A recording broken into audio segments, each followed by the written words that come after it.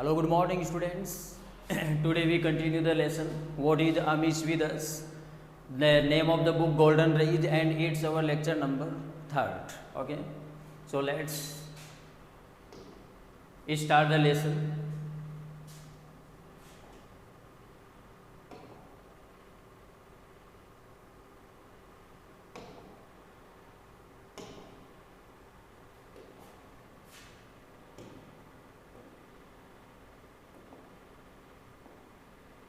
Cleanliness, the next heading. Cleanliness is next to godliness.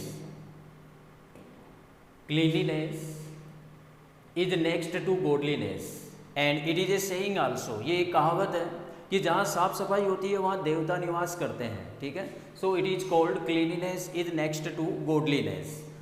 That seems to remain an obsolete age now. The meaning of obsolete, very old. And age means saying, कहावत. The meaning of age, saying, कहावत.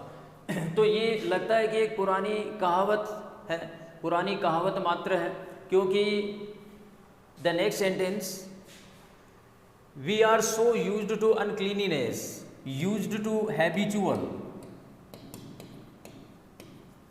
क्योंकि हम अनक्लीनेस के इतने ज़्यादा habitual हो गए हैं. हैबिचुअल मतलब इतने ज़्यादा आदी हो गए हैं. अनक्लीनेस का मतलब जहाँ साफ सफाई नहीं होना, गंदगी जिसे हम कह सकते हैं. That it does not seem to affect our senses, leave aside, annoying us. The meaning of annoying, irritating अस.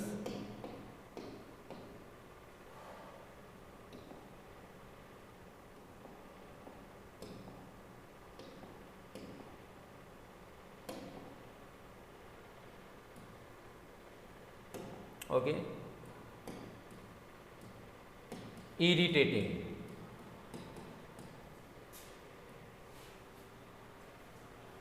देखना सेंटेंस.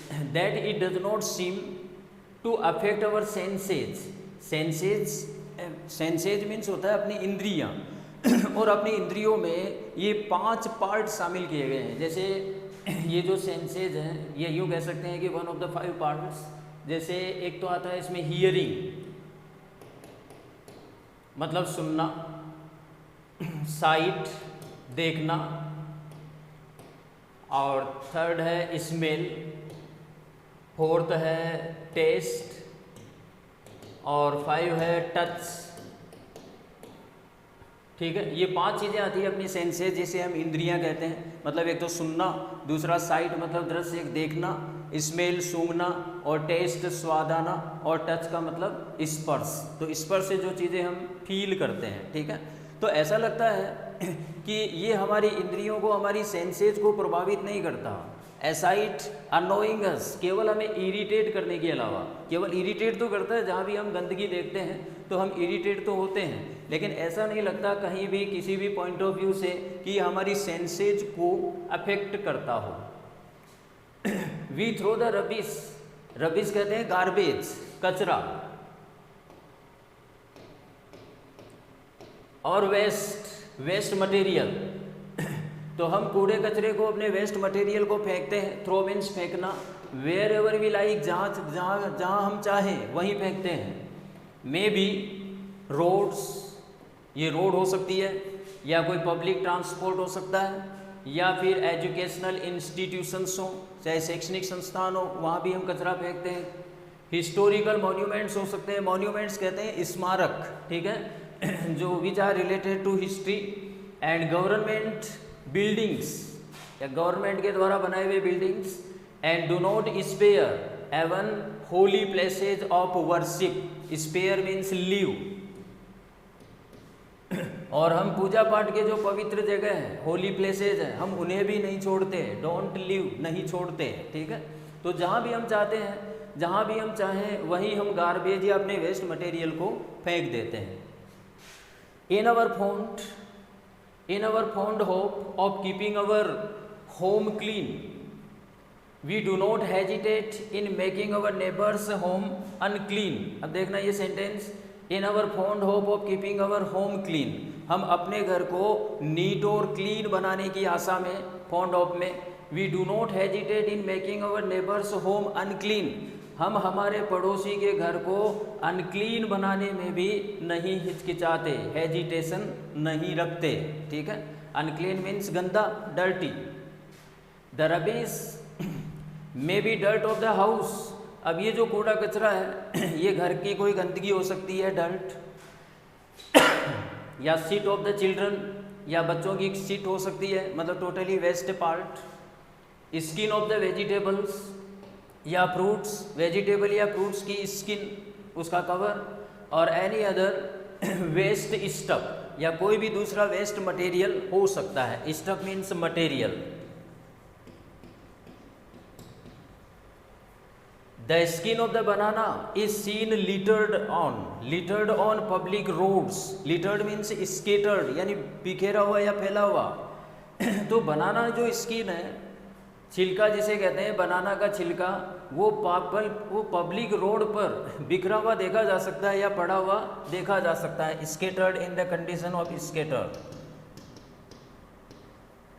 और which leads to making many normal beings physically handicapped, और जो कि कारण बनता है, लीड्स नेतृत्व करता है, मेकिंग मैनी नॉर्मल बीइंग्स का मतलब जो पर्सन्स नॉर्मल है उनके फिजिकली हैंडीकेप का कारण बनता है। हैंडीकेप का मतलब होता है अपंग होना, तो उनके अपंग होने का कारण भी बनता है, ठीक है। क्यों बाई चांसली उनका पैर, जैसा कि हम बनाना स्किन को रोड पर फेंकते हैं, तो किसी का भी जो पैर है वो बनाना स्किन पर रखा जा सकता है, and it is possible to accident.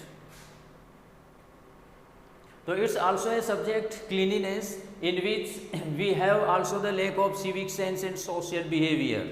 तो ये भी एक पॉइंट है क्लीनिनेस, जिसमें राइटर शो करता है कि क्लीनिनेस के पॉइंट ऑफ व्यू से भी हम में सिविक सेंस और सिविल बिहेवियर, सोशल बिहेवियर की बहुत ज़्यादा कमी है, ठीक है। हम जहाँ चाहें वहीं गंदगी फेंकते हैं। अपने घर को नीट और क्लीन बनाने में, हम पड़ोसी के घर को गंदा करने में भी कोई हेजिटेशन नहीं रखते। और जितनी भी कोई पब्लिक प्रॉपर्टी है, कोई एजुकेशनल ट्रांसपोर्ट्स हैं, और यहाँ तक कि जो होली प्लेसेज हैं, जो पवित्र जगह हैं, हम उन्हें भी नहीं छोड़ते हैं, ठीक है। जहाँ कहीं भी हम चाहें वहीं गार्बेज और जो लेफ्ट ओवर्स हैं, उन लेफ्ट ओवर्स या वेस्ट मटेरियल को जहाँ कहीं वहाँ फेंकते हैं।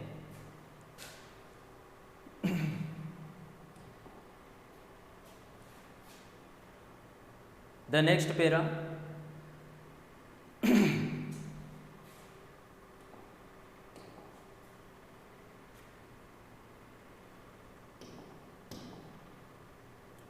added to this melody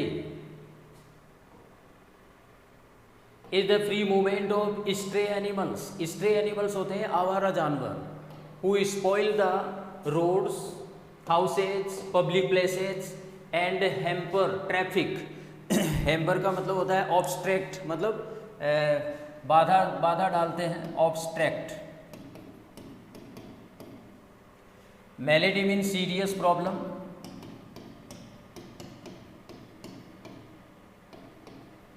तो एडेड टू दिस मेलेडी, अब ये जो क्लीनिनेस पर जो फैक्ट्स हमें बताए जा रहे हैं, तो इस सीरियस प्रॉब्लम में ये भी ऐड करता है, is the free movement of stray animals, जो आवारा जानवरों का फ्री मूवमेंट, जो आराम से घूमते हैं, फ्रीली घूमते हैं। And who spoil the roads, houses, public places, ठीक है, जो पब्लिक प्लेसेज यानी सार्वजनिक जगह और घरों में रोड्स को स्पॉइल करते हैं, मतलब खराब करते हैं। और हैम्पर ट्रैफिक, और ट्रैफिक में भी ये क्रिएट ऑब्स्ट्रैक्ट इन ट्रैफिक, मतलब ट्रैफिक में भी बाधा डालते हैं या बाधा उत्पन्न करते हैं। दे आल्सो का सीरियस एक्सीडेंट्स, इसके अलावा ये सीरियस एक्सीडेंट्स का भी कारण बनते हैं। Okay, we have become so immune means insensitive,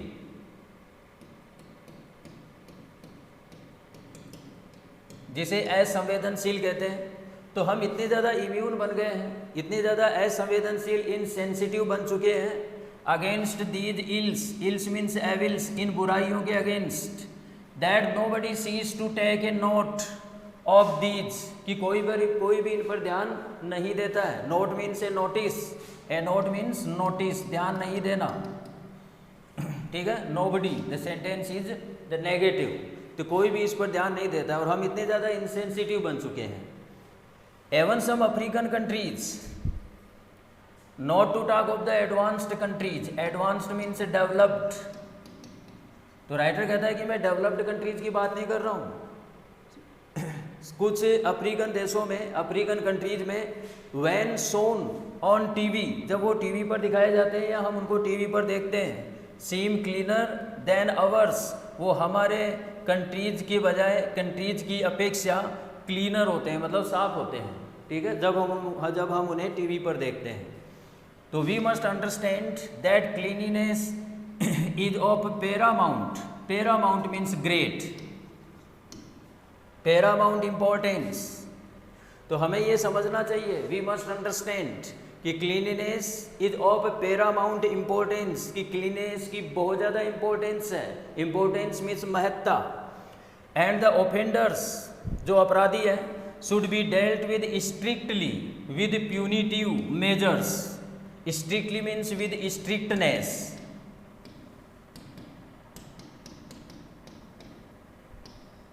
punitive means resemble the punishment, मतलब पनिश्ड। तो ये सेंटेंस है, the offenders should be dealt with strictly, जो अपराधी हैं उनके साथ स्ट्रिक्टली बिहेव करना चाहिए, डेल्ट विद मीन्स बिहेव, व्यवहार करना चाहिए, और विद प्यूनिटिव मेजर्स, मतलब जो पनिशमेंट के जो मापदंड हैं, जो मेजर्स हैं, जो वे हैं, उन वे में, और स्ट्रिक्टली उनके साथ व्यवहार करना चाहिए, ठीक है। तो ये अपना सब्जेक्ट था, द नेम क्लीनिनेस, और सबसे ज़्यादा इम्पोर्टेंट है क्लीनिनेस। ये कहावत कि cleanliness is next to godliness, the first saying. और ये तो लगता है कि बहुत ही पुरानी कहावत है। आपने देखा होगा कि जैसे घरों में जो सबसे पहले महिलाओं के द्वारा जो first act which is done is the cleanliness to in the house, वो है घर की साफ़ सफाई करना, ठीक है। और उसका रीज़न भी यही है क्योंकि ये कहावत है और कई सालों से ये परंपरा भी रही है घर की साफ़ सफाई रखने का, और जहाँ सफाई होती है वहाँ देवता निवास करते हैं, लेकिन we behave just opposite it.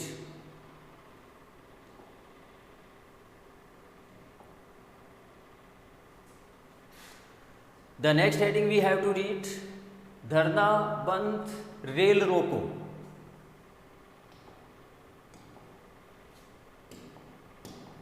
धरना बंद रेल रोको, these are the movements which are done by the agitators protesters मतलब जो आंदोलनकारी होते हैं या आंदोलनकारी, तो उनके द्वारा इस तरह के एक्ट किए जाते हैं। इस तरह के एक्ट की रेल रोको, कभी रेल बंद करते हैं, कभी धरना देते हैं, कभी बंद का आह्वान करते हैं।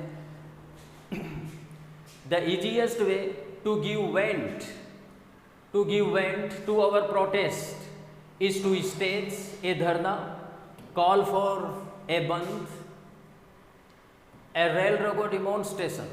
the easiest way यानी सबसे आसान तरीका, to give vent, to express our feelings with anger। the meaning to give vent, to express our feelings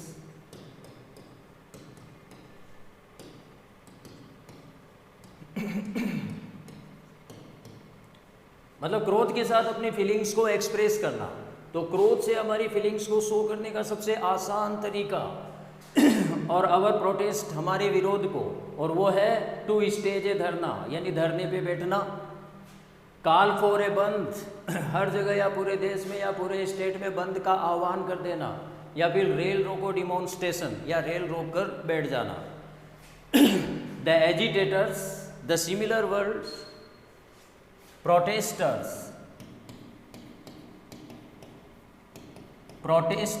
देखो प्रोटेस्ट विरोध करना। अब विरोध करने वाले मतलब जो नाउन है वो है प्रोटेस्टर्स, यानी विरोध करने वाले। द सिमिलर वर्ड एजिटेटर्स यानी आंदोलनकारी। Make the most out of such सोच, देखो make the most means get more and more benefit, get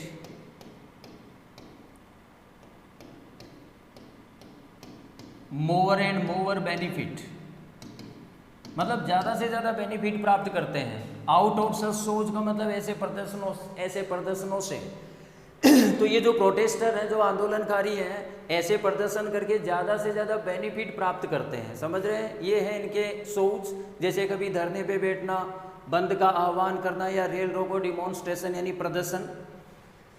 these devices, अब ये जो डिवाइसेज हैं, धरना, बंद और रेल रोको, बिसाइड्स काजिंग इनकन्वीनियंस, इनकन्वीनियंस मतलब असुविधा, मतलब डिफिकल्टी। तो डिफिकल्टी का कारण बनने के अतिरिक्त, बिसाइड्स मीन्स के अतिरिक्त, तो डिफिकल्टी का तो कारण बनते ही बनते हैं। ने means no, sometimes irreparable damage to individuals. Irreparable means that can not be repaired, जिसे रिपेयर नहीं किया जा सकता।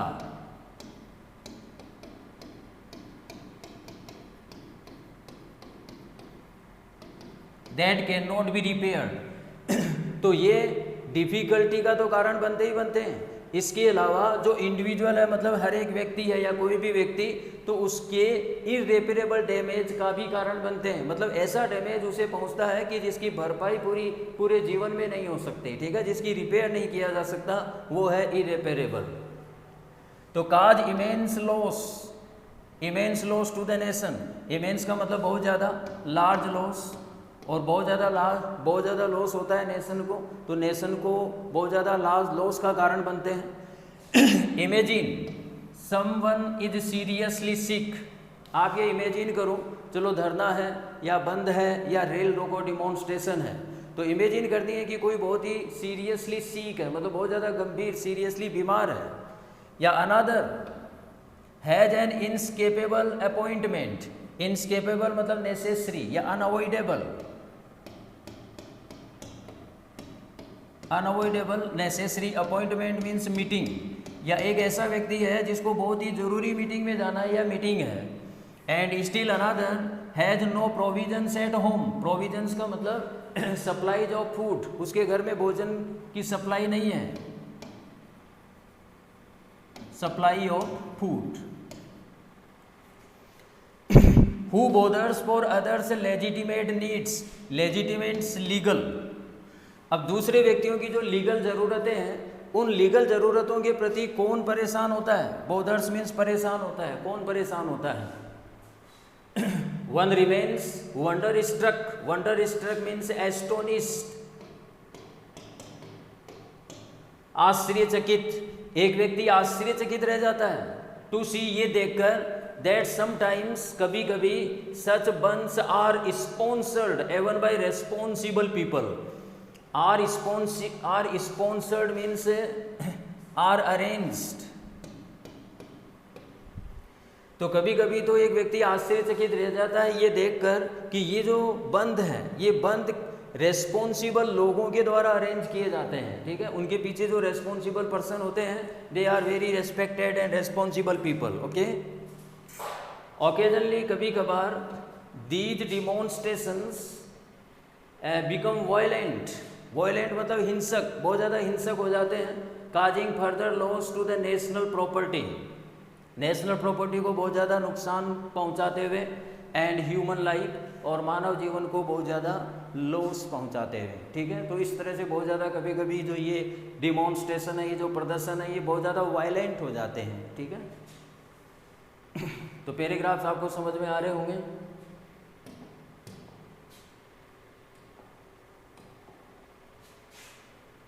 And now let's the last paragraph of the lesson.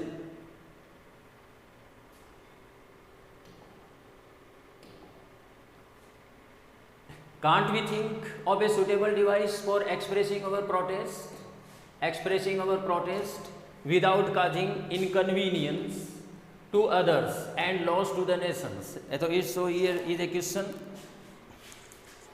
Can't we think a suitable device? क्या हम एक सूटेबल डिवाइस के बारे में नहीं सोच सकते? फॉर एक्सप्रेसिंग अवर प्रोटेस्ट, हमारे विरोध को एक्सप्रेस करने के लिए, शो करने के लिए, और without causing inconvenience to others, जिसमें दूसरों को कोई असुविधा न हो, जिसमें दूसरों को कोई डिफिकल्टी न हो। The meaning of inconvenience, difficulty, and loss to the nation, और ऐसी डिवाइस जिसमें देश को भी कोई लॉस न हो। क्या ऐसी सूटेबल डिवाइस को डेवलप नहीं किया जा सकता? In Japan the workers of a shoe factory, shoe factory, जूते बनाने वाली फैक्ट्री जिसके वर्कर्स हैं, और wanted to demonstrate their protest. तो ये जो वर्कर्स हैं ये उनके प्रोटेस्ट को प्रदर्शित करना चाहते थे। प्रोटेस्ट मतलब विरोध को डिमॉन्स्ट्रेट करना चाहते थे, शो करना चाहते थे। तो इन्होंने क्या किया, they made shoes of different size of right foot only. तो उन्होंने बहुत सारे शूज बनाए, वो भी केवल राइट फुट के, केवल राइट फुट के यानी दाहिने पैर के बहुत सारे शूज बनाए। When the dispute was settled, dispute का मतलब झगड़ा, क्वारल,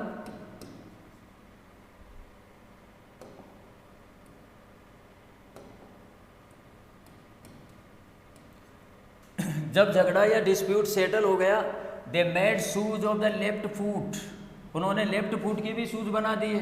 दस कंप्लीटिंग पेयर्स, इस तरह से पेयर को, जोड़ी को कंप्लीट करते हुए, ठीक है।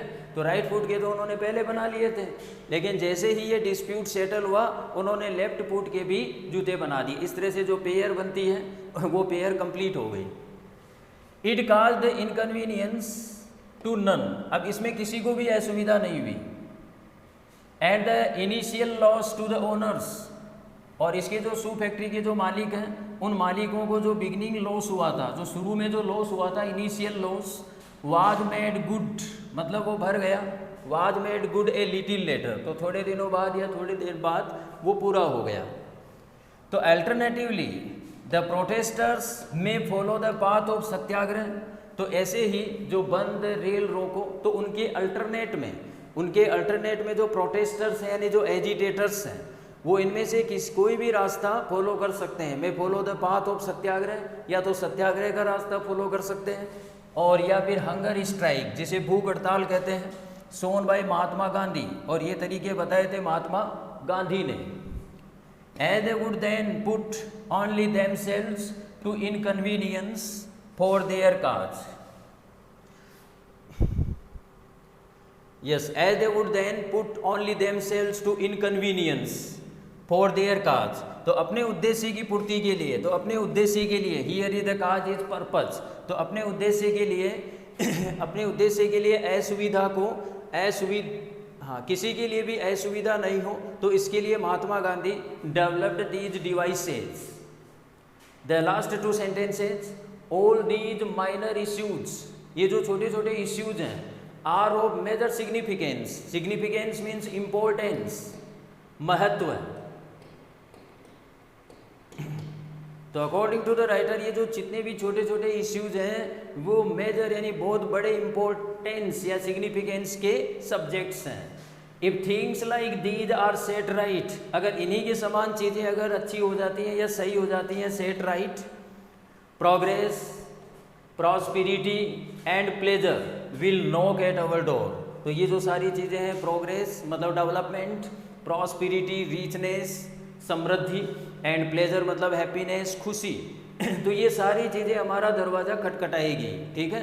तो ये जो कमियां थी, ये कमियां हमें बताई गई हैं कि वो कौन सी कमियां हैं जिसकी वजह से आज भी हम, जैसे कि शुरू में हमने फर्स्ट पैराग्राफ में रीड किया था कि Indians are very talented people, सबसे ज़्यादा टैलेंटेड पीपल अगर हैं तो वो इंडियंस हैं, ऐसा रिसर्च में भी सामने आया। लेकिन फिर भी हम यहाँ से जो बैन ट्रेन होता है वो सबसे ज़्यादा है, जो इंपोर्ट होता है वो अपने एक्सपोर्ट से बहुत ज़्यादा है, ठीक है। और इसके अलावा तो और भी कई चीज़ें हैं जो हमें बताई गई। तो इनके पीछे जो रीजन्स हैं वो रीजन्स हमें मेनली बताएं, तो केवल रीजन्स में जो दो मेन रीजन्स हैं वो है एक तो लैक ऑफ सिविक सेंस और एक है लैक ऑफ सोशल बिहेवियर। तो इन दोनों चीज़ों की हमें बहुत ज़्यादा कमी है, जिसके एग्जाम्पल्स भी हमने रीड किए हैं, क्लीनिनेस के रूप में, या बंद रोको या रेल रोको के रूप में, या फिर ट्रैफिक के रूप में, the rules of traffic follows, we don't follow the rules of traffic. तो इस तरह से हमने इस चैप्टर को रीड किया और बहुत अच्छा लेसन है। So enjoy the lesson and read every line, okay, in the passage. Okay students, in the next lecture we will solve the part of the question answer. Okay students, have a nice day.